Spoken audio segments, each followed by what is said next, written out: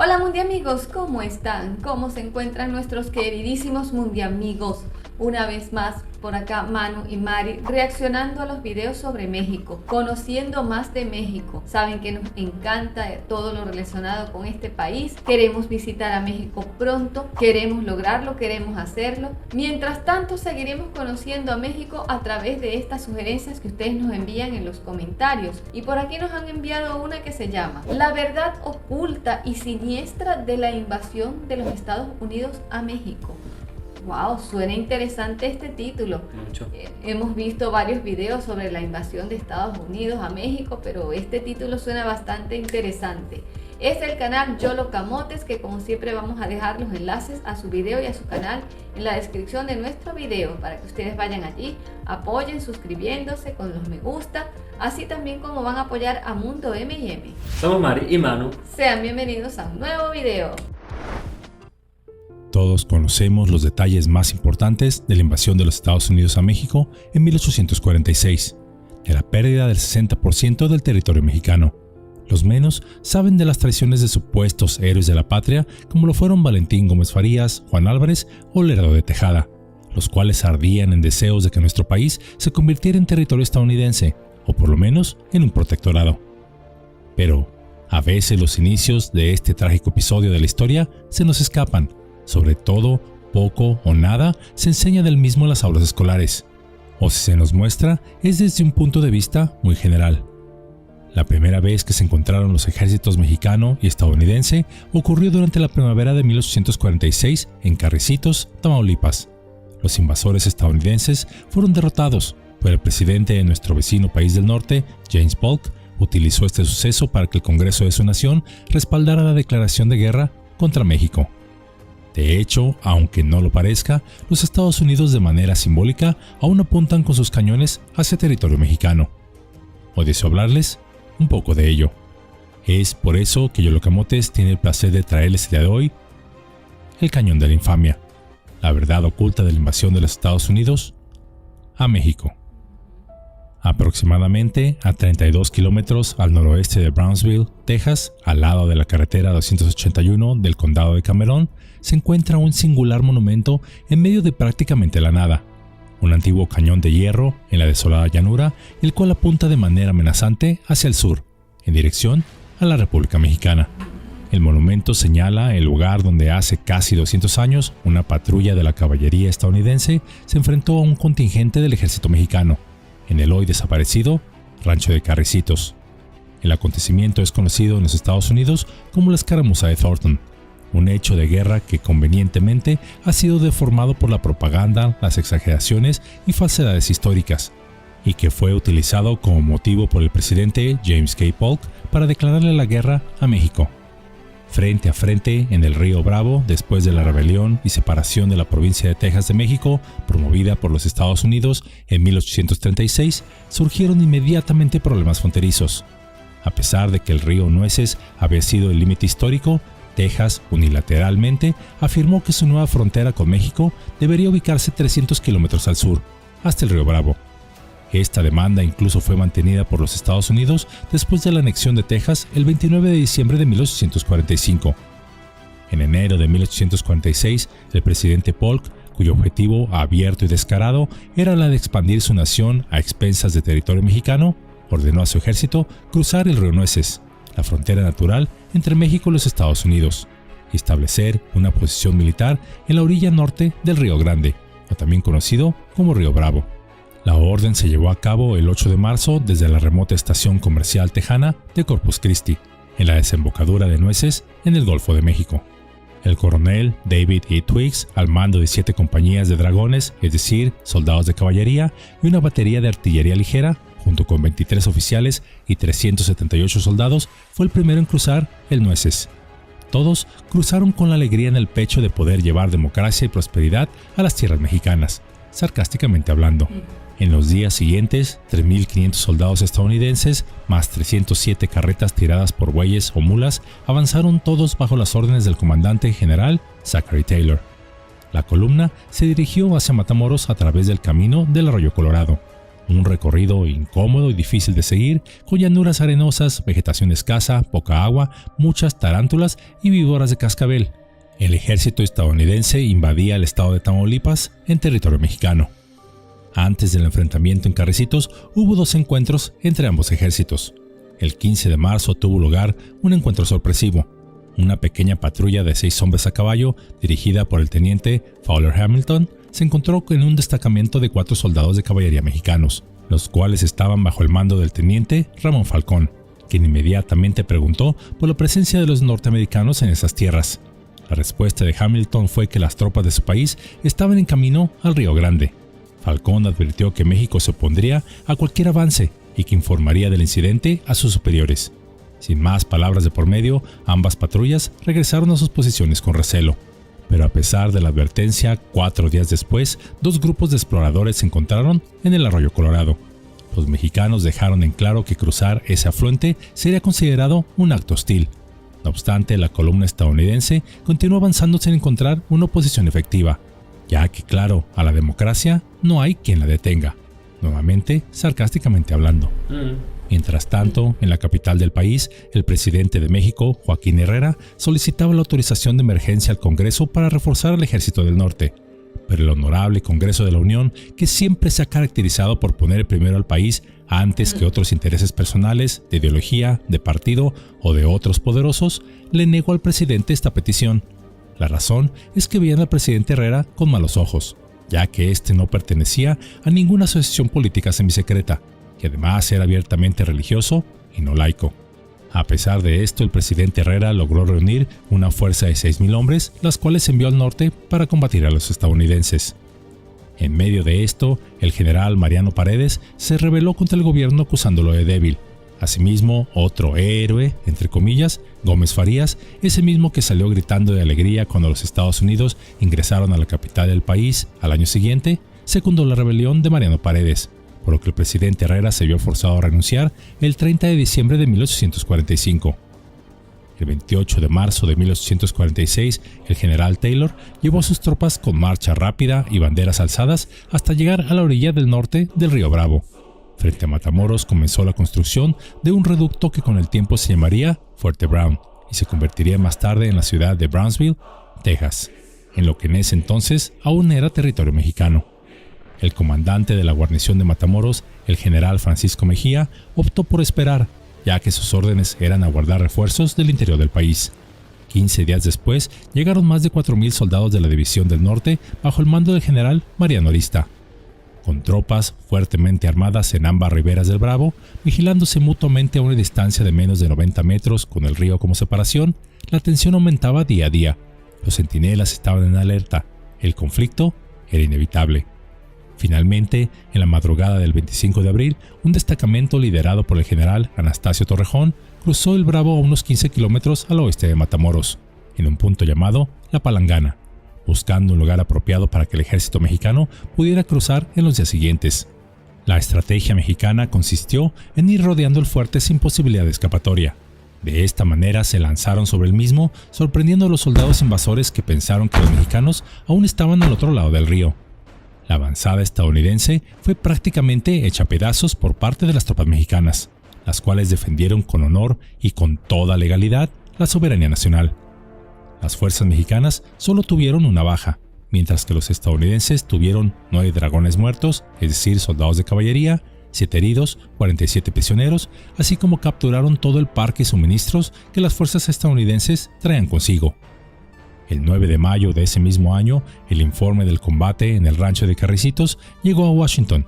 Este informe fue muy explícito en señalar el buen trato que recibieron las tropas estadounidenses prisioneras por parte de las fuerzas mexicanas. Las tropas prisioneras fueron regresadas al otro lado de la frontera, es decir, del río Nueces, 2 semanas más tarde. No obstante, esto le dio la excusa a los políticos expansionistas estadounidenses que buscaban ansiosamente un conflicto con México. El 11 de mayo, el presidente Polk solicitó oficialmente al Congreso de los Estados Unidos la declaración de guerra contra nuestro país. Polk afirmó en un discurso en el cual, por cierto, se rasgó las vestiduras a la vieja usanza de los tiempos bíblicos: se ha derramado sangre estadounidense en suelo estadounidense. cuidando de no aclarar que el incidente había ocurrido en realidad en territorio mexicano. En menos de 30 minutos, la Cámara de Representantes decidió respaldar la solicitud del presidente con 173 votos a favor y solo 14 en contra. En el Senado el resultado fue de 40 votos a favor y 2 en contra.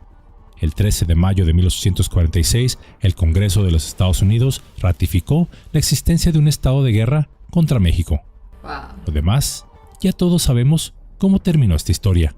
Lo que muchos ignoran es que casi a 200 años de ese vergonzoso suceso, en el lugar donde las tropas mexicanas defendieron con honor el territorio nacional, el cual hoy es considerado territorio estadounidense y donde se ubicaba la hacienda de Carricitos, aún se encuentra uno de los cañones de las tropas estadounidenses apuntando amenazadoramente hacia territorio mexicano, con una lápida al lado de este, cuya leyenda reza en una verdad a medias: en este lugar se derramó sangre estadounidense en territorio estadounidense. Digo verdad a medias porque, como pudimos ver, este sitio formaba aún parte del territorio nacional y no era territorio estadounidense. Pero para eso estamos aquí, para poder dar claridad hacia lo que hay detrás de la cortina de la narrativa oficial, ya que en la actualidad la historia no puede ser manipulada como en el pasado, con tan solo colocar una lápida. En esta pequeña cápsula pudimos ver la injusticia de una nación sobre otra, justificando a través de mentiras la guerra. Y si bien la guerra es una condición natural del mundo y la misma es causada por una variedad de factores, siempre las principales causas de esta serán el egoísmo, la codicia y la ignorancia. El egoísmo, que es causado por el deseo de un grupo o nación de dominar a otro. Este deseo conducirá invariablemente a conflictos y violencia. La codicia, que es el deseo de posesiones materiales. Este conducirá a la guerra, cuando un grupo o nación codicia los recursos de otro. Como ejemplo tenemos a tantos grupos del crimen organizado que despojan a los demás del producto de su trabajo bajo la amenaza de las armas. La ignorancia. La guerra también puede ser causada por la ignorancia, ya que cuando las personas no se entienden entre sí, esto da lugar a malentendidos y conflictos. La historia de la humanidad está llena de ejemplos de estos 3 puntos anteriores. La guerra es una fuerza negativa que causa gran sufrimiento y destrucción, y ha estado presente en nuestro mundo prácticamente desde siempre, aunque esta no es una necesidad. Pero, ¿cómo podemos evitarla? Esto se puede lograr de varias maneras, educando a la gente sobre los peligros de esta, ya que la educación es la clave para evitarla. Es necesario enseñar a chicos y grandes sobre la historia de la guerra, así como el sufrimiento que causa. También tenemos que enseñar a la gente sobre la importancia de la paz y la cooperación, promoviendo el entendimiento entre las culturas. La guerra a menudo es causada por malentendidos e ignorancia. Necesitamos promover el entendimiento entre culturas y religiones. Es necesario aprender a apreciar nuestras diferencias y encontrar puntos en común, desarrollando una conciencia global. Es necesario vernos a nosotros mismos como una parte de una comunidad global, la cual trabaja junta para resolver los problemas que enfrentamos en común, creando un mundo más justo y equitativo. Casi todo conflicto es causado por la pobreza y la desigualdad. Por ello es necesario crear un mundo más justo y equitativo donde todos tengan la oportunidad de vivir una vida digna, y no salir a la calle todos los días a, entre comillas, luchar por llevar el pan a nuestras mesas. La esencia de la guerra es la destrucción. Por lo tanto, su opuesto en realidad no sería la paz, sino la creatividad, la cual nos ofrece un alimento emocionante y conmovedor para nuestros cuerpos, mentes y espíritus. La paz es el resultado de una sociedad dinámicamente creativa. Como testigo del tiempo, puedo asegurarles que una civilización verdaderamente pacífica siempre se caracterizó por una danza dinámica de creatividad, tanto práctica como artística, y la cual nutrió el alma y elevó el espíritu, creando un efecto dominó de bienestar para todos los pueblos que le rodearon. Y si bien la creatividad incluye la variedad obvia de expresiones artísticas, como la pintura, la escritura, la música y el teatro, también incluye actividades más sencillas. Muchos quizá podrán cuestionarse cuál es la relación de la creatividad y la guerra. Es que donde la creatividad prospera, las armas guardan silencio, y la paz finalmente encuentra su voz. Casi todo el mundo ha experimentado una conexión con al menos una de las artes que hacen que el corazón salte y el espíritu cante. tal vez viendo una pintura, escuchando una canción o asistiendo a una obra de teatro. Este es el tipo de arte que desencadena una danza de endorfinas que emociona nuestras almas y nos ayuda a conectarnos con lo mejor que podemos ser. El proceso de creatividad y el desarrollo del espíritu son dos aspectos de una misma cosa, por lo cual tiene sentido que a medida que alguien expresa o aprecia la creatividad, adquiere mayor paz interior, pudiendo decir que se sintoniza más con esa chispa divina que llevamos dentro. Porque, después de todo, para aquellos que profesan una religión y o creen en una inteligencia superior a la nuestra, ¿quién es el Dios del Génesis, sino un artista creativo? Pero la creatividad no se limita a la expresión formal de las artes visuales o escénicas, también incluye actividades en las que participemos cuando hay alegría en nuestros corazones, desde la selección de ingredientes para mezclarlos para preparar una sopa hasta plantar un jardín. La paz es el resultado inherente de una sociedad entusiasta y creativa, y naturalmente acompaña cualquier época dorada de expresión artística y creatividad gozosa. Como ejemplo de ello tenemos el llamado Milagro Mexicano, que se desarrolló en una época en nuestro país de grandes avances en todas las ramas de la vida nacional. Ya que, ¿acaso las personas que están involucradas en la expresión creativa, dichosa y diaria, al mismo tiempo desean ir a la guerra? La pasión y el júbilo mantienen en circulación las esencias de la vida. Nosotros estamos diseñados para gravitar hacia cualquier cosa que mejore la plenitud de la experiencia en nuestra existencia. Entre más sintonizados estemos con nuestra fuerza creativa, más alejados estaremos de la guerra. Entonces, plantemos un árbol, un rosal, hornemos un pastel, pintemos un cuadro, cantemos canciones, escribamos poesías, bailemos como si nadie nos estuviera viendo, tomemos una clase en aquello que siempre hubiésemos querido aprender. Pues la paz mundial no vendrá de la mano de ningún político corrupto, de un tratado entre naciones, y mucho menos por la fuerza de las bayonetas. Esta se creará un individuo a la vez, y aunque parezca idealista, así sucederá. Pues les aseguro que el efecto dominó de esa alegría creativa individual, finalmente, algún día, rodeará a todo el planeta. Bueno, sí, si bien es cierto todo lo que narró, ya hemos conocido parte de esa historia y vemos que, bueno, fue una estrategia donde unos se aprovecharon ante otros, ¿no? Es así como se plantea, ¿no? Esa fue la manera. Claro, unos, como todos los países, buscaban ese interés de querer hacerse con más terreno. Y lo consiguieron, pues también por la desventaja que encontraron en el otro. Pero es una guerra, digamos, psicológica también. Sí, habíamos visto algo de esa parte del río Bravo y el río Nueces, sí, habíamos visto algo de eso.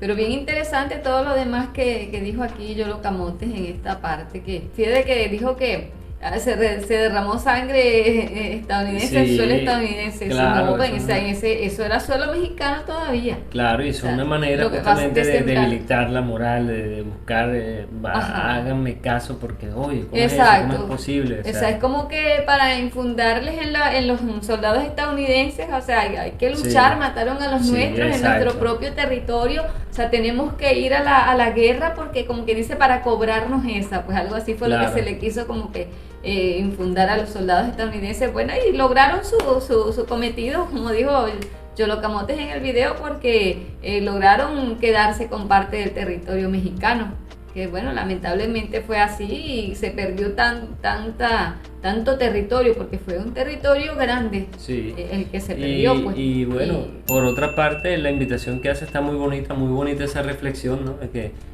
tratemos de no caer en la guerra, pero la guerra también lo que busca es un interés económico, o sea, el mundo, las grandes potencias tratan de que otros países más pequeños entren en conflicto, en guerra, porque oye, aquí yo tengo armas, si quieres te vendo. Y bueno, y la guerra no solamente depende de los habitantes del país, porque podemos tener inclinación de las artes, de la música y de todo eso, pero los gobernantes sí tienen sus intereses. Claro. Y son los que mueven al país, son los que en manos de ellos son donde reposan las decisiones que se toman. Una de las guerras más recientes que vimos fue la de Rusia y Ucrania, porque actualmente, de repente en aquel tiempo cuando hubo entre Estados Unidos y México el conflicto, no había maneras de difundir más allá que por cartas Pero actualmente, por ejemplo, con las redes sociales se ha visto en carne propia, como dicen, pues en persona prácticamente cómo ha sido la guerra entre Rusia y Ucrania. ¿Cómo es? Porque todavía está. ¿Cómo es? Exacto, todavía está. Aunque ellos no quieren la guerra, en ninguno de los dos países, pero los presidentes están en conflicto, los mandatarios de cada uno de esos países sí están en guerra y mandan a sus tropas pues a pelear pues por cada uno de los países. Vimos infinidad de videos actualmente con uno de los documentales más que vimos reciente fue el de Planeta Juan, que estuvo allá y relató todo aquello, cómo la gente está allá. Sí, la gente está en su día a día prácticamente, pero con el temor de que a cada momento tienen aplicaciones en los teléfonos donde cada momento hay una alarma porque puede ser una amenaza de bombardeo y todo eso. Sí. Exacto, entonces hay que ir como que más allá, o sea, ¿qué es lo que tenemos que hacer? Ya, bueno, organismos internacionales pueden encargarse de eso, que hay que ir más allá para evitar ese conflicto, porque no depende solo de nosotros, de la población. Lamentablemente, sí podemos, es que como bien lo dijo Mari, o sea, en el común, en el pueblo, en el de a pie, no está eso en muchos casos, pero los que quieren hacerse con esos intereses son los que mueven las masas de alguna manera. Y bueno. Claro, ¿y cuál es la razón de expandirse en el caso de Rusia? Bueno, todo lo que puede aprovechar de Ucrania, aparte de que bueno, antes también fueron lo mismo, el mismo territorio y todo eso, quiere recuperar porque sabe que allí tiene intereses y hay cosas que puede aprovechar para su beneficio. Bueno, hagamos el bien, un amigo, sin mirar a quién. Debemos ser nosotros, como lo dice Yolo Camotes, garantes de que no caigamos en guerra, y esa guerra también acude entre nosotros mismos, claro, ¿no? Que entre las personas. No nos tiremos en los comentarios, o sea, siempre va a haber estos puntos de vista diferentes, opiniones diferentes, pero hemos notado que hay como un odio, como una cosita que se va sembrando. Entonces, ¿qué debemos hacer nosotros? Ya va, aquí hay una señal de odio, de esto, del otro, no, vamos a acabar con eso, no sigo esa disputa. Claro. No caer en eso y hacer la paz nosotros mismos, ¿no? Exacto, con entre nosotros mismos, exacto. Bueno, un día, amigos, invitados todos a suscribirse a Mundo M&M, a darle me gusta a cada video de Mundo M&M para que se promocionen mucho más nuestros videos. A que dejen todas las sugerencias en los comentarios y compartan este y cada video de Mundo M&M, Mundo Amigos. Nos vemos para un próximo video, Mundo Amigos. Cuídense mucho. Bye, se les quiere.